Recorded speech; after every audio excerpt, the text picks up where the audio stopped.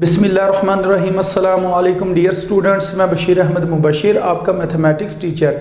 आज हम mathematics 10th class की बुक में से जो यूनिट नंबर 3 है उसका एक इंतहाई अहम शॉर्ट क्वेश्चन समझेंगे। और ये वो क्वेश्चन है जो बोर्ड इम्तिहान में अक्सर पूछा भी जाता है। तो ये कुछ इस तरीके से पूछते हैं, फाइंड द मीन प्रोपोर्शनल, कि आपने मीन प्रोपोर्शनल मालूम करना है।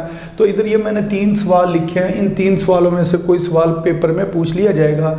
जैसा कि जो सबसे पहला क्वेश्चन है वो कह रहे हैं 16 और 49 का आपने क्या करना है, मीन प्रोपोर्शनल मालूम करना। तो इसको आपने किस तरह सॉल्व करना है। आप सबसे पहले कहेंगे let x is the mean proportional. क्या आपने कहना है कि x हमारे पास अगर मीन प्रोपोर्शनल हो तो फिर आप इसको किस तरीके से लिखेंगे। सबसे पहले आपने लिख देना 16 और ये जो लिखा हुआ है 49, इसको आपने लास्ट में लिख देना है, यानी कि 16 को शुरू में लिख दे और 49 को आपने लास्ट में लिख देना। और ये जो x है इसको आपने दरमियान में लिखना है, लेकिन 2 बार लिखना। यानी कि ये जो आपने लेट किया हुआ है x, जो मीन प्रोपोर्शनल आपने लेट किया हुआ उसको आपने 2 बार लिखना है, और इसको स्टार्ट में लिख दें और इसको लास्ट में लिख दें। अब आपने इसके दरमियान में रेशो का जो साइन है वो लगाना है और इधर भी रेशो का साइन लगाना है। और ये जो दरमियान में जगह आएगी इधर आपने प्रोपोर्शनल का साइन लगा देना है। में इसका मतलब ये होता है कि 4 नुक्ते आपने लगाने और इधर 2 जो नुक्ते हैं या डॉट हैं वो आपने लगाने हैं। अब आप क्या करेंगे, ये आपने लिखना है प्रोडक्ट ऑफ एक्सट्रीम बराबर है प्रोडक्ट ऑफ मीन। और अगर उर्दू मीडियम के स्टूडेंट होंगे वो लिखेंगे तरफैन का हासिल ज़रब बराबर है वस्तैन का हासिल ज़रब। तो जो एक्सट्रीम वैल्यूज़ होती हैं वो शुरू वाली और लास्ट वाली होती है, तो इन दोनों को आपने मल्टीप्लाई करना है। मसलन 16 को आपने मल्टीप्लाई करना है 49 के साथ। तो इनको मल्टीप्लाई करके आप इधर लिख दें, आप लिखें जी 16 मल्टीप्लाई 49। उसके बाद बेशक इधर आप ब्रैकेट लगाना चाहें तो लगा लें, ना भी लगाएं तो कोई ऐसा मसला नहीं है। उसके बाद ये लिखा प्रोडक्ट ऑफ मीन। मीन होती है दरमियान वाली जो टर्म्स हैं 2, तो इसका मतलब इस x ने और इस x ने मल्टीप्लाई होना। तो x को आपने x के साथ मल्टीप्लाई कर देना। तो इधर से हमारे पास ये जो इसका आंसर आएगा, जब 16 को 49 से मल्टीप्लाई करेंगे तो 784 इसका आंसर आ जाएगा। और ये क्या है, x मल्टीप्लाई x, ये बन जाएगा x स्क्वायर। लेकिन हमने जो वैल्यू फाइंड करनी है वो x की करनी है, x स्क्वायर की नहीं करनी है। तो फिर हमें क्या करना पड़ेगा, स्क्वायर रूट लेना पड़ेगा दोनों तरफ। तो इधर हम लिख देंगे taking square root on both side, कि हम दोनों तरफ स्क्वायर रूट लेने लगे हैं। तो इस तरह ये आपने लिख देना। मसलन ये जो लिखना 784 और इस जगह पर लिखा हुआ है x स्क्वायर, तो इसके ऊपर भी स्क्वायर रूट ले लेना और इसके ऊपर भी स्क्वायर रूट ले लेना। अब ये और ये कैंसिल हो जाएंगे, इधर बचेगा x और इसका जो आंसर आएगा वो आपने लिखना है प्लस माइनस के साथ। जब x स्क्वायर हो क्वेश्चन के अंदर तो फिर उसकी जो है ना 2 वैल्यूज़ आती हैं, तो इस वजह से इधर हम लिखेंगे प्लस माइनस। तो 784 का जब हम स्क्वायर रूट लेंगे तो हमारे पास कितना आंसर आएगा, 28 इसका आंसर आ जाएगा। तो इसका मतलब ये है कि x का आंसर कितना आ गया, प्लस माइनस 28। तो इस तरीके से इस क्वेश्चन ने सॉल्व होना था। तो उम्मीद है आपको इस क्वेश्चन की भी समझ आ गई होगी। जी स्टूडेंट्स, अब इसके बाद जो इससे नेक्स्ट क्वेश्चन है इसको सॉल्व करते हैं। जो लिखा हुआ है जी 20 और 45, इसका मीन प्रोपोर्शनल मालूम करते हैं। तो इधर इस तरीके से वो कहेंगे find the mean proportional to 20 and 45। तो इसको किस तरीके से सॉल्व करेंगे, आप कहेंगे let x is the mean proportion. अगर x मीन प्रोपोर्शन हो देन तो फिर हम इसको किस तरह लिखेंगे, जो 20 लिखा है इसको हमने शुरू में लिखना है और 45 को हमने आखिर में लिख देना है। उसके बाद ये जो आपने लेट किया हुआ है मीन प्रोपोर्शन, इसको आपने दरमियान में लिखना है, लेकिन लिखना 2 दफ़ा। तो इसको हमने 2 दफ़ा दरमियान में x लिख दिया। तो ये जो फर्स्ट 2 टर्म्स हैं इनके दरमियान में आपने रेशो का साइन लगाना है और लास्ट 2 टर्म्स के दरमियान भी आपने रेशो का साइन लगाना है। ये जो दरमियान में जगह बचेगी इधर आपने प्रोपोर्शन का साइन लगाना है। ये 4 जो है ना ये नुक्ते आपने लगाने होते हैं इस तरीके से, इसको कहते हैं प्रोपोर्शन। और अगर ये 2 नुक्ते लगे हों इसको कहते हैं रेशो। अब ये हमारे पास फार्मूला होता है कि प्रोडक्ट ऑफ एक्सट्रीम बराबर है प्रोडक्ट ऑफ मीन के। तो एक्सट्रीम होती है फर्स्ट टर्म और लास्ट टर्म, जो बिल्कुल साइडों के ऊपर टर्म्स लिखी होती हैं उनको कहते हैं एक्सट्रीम टर्म्स। तो इन दोनों को आपने मल्टीप्लाई करना है। तो 20 ने मल्टीप्लाई हो जाना है 45 के साथ। और इसी तरह जो मीन की अगर हम बात करें, बेशक इसके साथ आपने ब्रैकेट लगानी है, लगा लें, ना भी लगाएं तो मल्टीप्लाई लिखा हुआ है। तो अब आपने प्रोडक्ट ऑफ मीन लेना है। मीन होती है दरमियान वाली टर्म्स। ये जो दोनों दरमियान में टर्म्स लिखी हुई हैं इन दोनों को मल्टीप्लाई करते हैं। मसलन x ने मल्टीप्लाई हो जाना है x के साथ। तो जब आप 20 को 45 के साथ मल्टीप्लाई करेंगे तो ये हमारे पास आ जाएगा 900। तो ये 900 आ गया। और ये x ने x से जब मल्टीप्लाई होना तो x स्क्वायर हो जाना इसका, यानी कि x की पावर 2 हो जानी है। अब हमने x की वैल्यू फाइंड करनी है, तो फिर हमें इसका स्क्वायर रूट लेना पड़ेगा दोनों तरफ। तो हम लिख देंगे taking square root on both side, taking square root on both side के दोनों तरफ हमने स्क्वायर रूट लेना। तो ये 900 लिखा हुआ है और ये x स्क्वायर लिखा हुआ है, तो दोनों के ऊपर हमने स्क्वायर रूट ले लेना। अब ये जो स्क्वायर रूट स्क्वायर और स्क्वायर है ये आपस में कैंसिल हो जाएंगे, इधर सिर्फ बचेगा x। और ये जो 900 लिखा है, जब इसका हम स्क्वायर रूट लेंगे तो कितना जवाब आएगा, 30 आएगा। लेकिन याद रखना साथ आपने प्लस और माइनस लिखना। जब हमारे पास x की पावर 2 दी हुई है या क्वेश्चन को सॉल्व करते हुए, तो फिर हमने क्या करना है, x के दो आंसर निकालने हैं, एक प्लस में और एक माइनस में।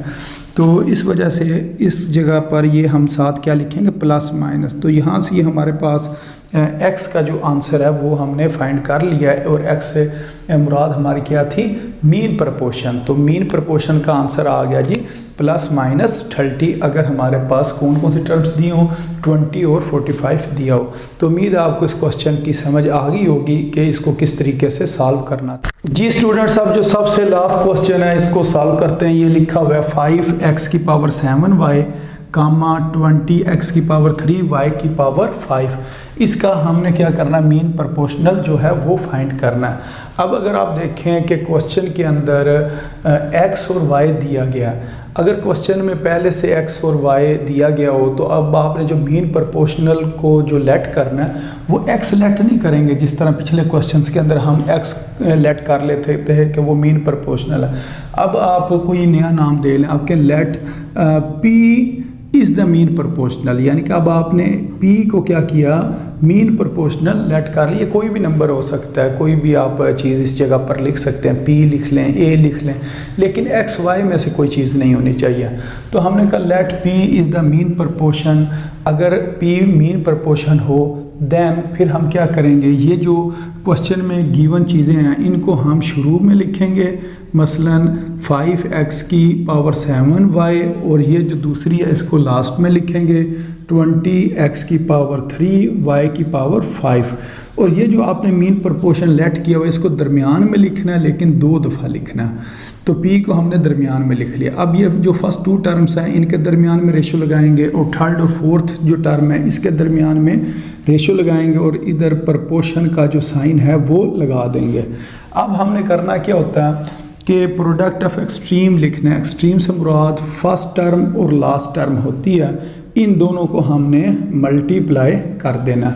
मसलन 5x की पावर 7y, इसको हमने मल्टीप्लाई करना है 20x की पावर 3 और y की पावर 5। इन दोनों को मल्टीप्लाई कर दिया, इज इक्वल टू लिखा, फिर p ने p से मल्टीप्लाई हो जाना है, इस p ने इस p से मल्टीप्लाई हो जाना है, क्योंकि ये मीन है। मीन होता है दरमियान वाली टर्म्स। तो इधर दरमियान में क्या लिखा हुआ है, p, और इधर p लिखा है, तो p ने मल्टीप्लाई होना है p के साथ। तो जब p से मल्टीप्लाई होगा ये स्क्वायर बन जाएगा, और इसकी वजह ये होती है कि p की पावर 1 है, इधर p की पावर 1 है। बेस सेम हो तो पावर्स ऐड हो जाती हैं, 1 + 1 तो वो कितना हो जाता है, 2 हो जाता है, यानी कि p स्क्वायर बन जाएगा। अब इन दोनों टर्म्स को मल्टीप्लाई करते हैं। 5 ने मल्टीप्लाई होना 20 से, ये बन जाएगा 100।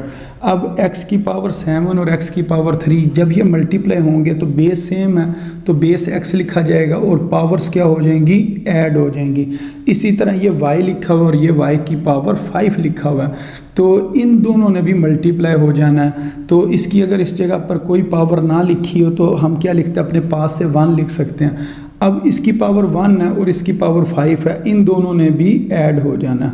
तो यहाँ से अगर हम देखें ये हमारे पास क्या बनेगा, यहाँ पर आ जाएगा 100, x की पावर कितनी आ जाएगी 7 + 3 10, और y की पावर कितनी आ जाएगी 1 + 5 कितना है 6, और ये किसके बराबर है, p² के बराबर है।